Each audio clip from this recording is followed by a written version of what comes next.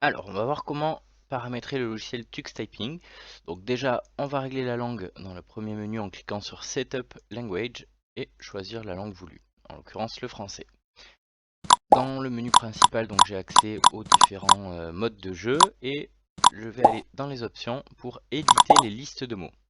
On a des listes de mots déjà présentes dans le logiciel et celle-là, c'est moi qui l'ai créée. Si on veut faire une nouvelle leçon, on va simplement cliquer sur New.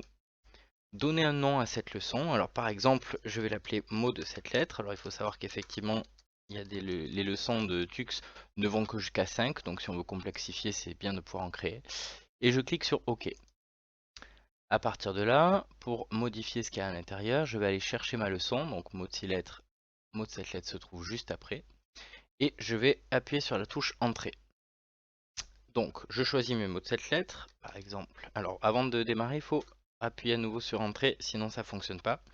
Et je vais taper mon mot, donc par exemple chaise avec un S, valise avec un S, voilà. On peut en trouver plein. Quand on a terminé, simplement on appuie sur échappe.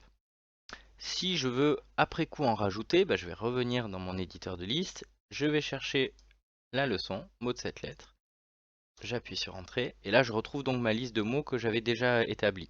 Si je veux en rajouter, je descends avec ma flèche au niveau du clavier, j'appuie sur entrée et je vais par exemple mettre voilà, chien, ça fait non, ça fait que 6 lettres, mais on va prendre ça quand même.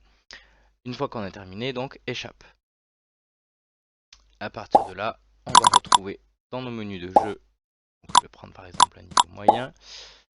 Alors mot de 6 lettres, du coup se trouve juste après, voilà ici, et mot de 7 lettres ici.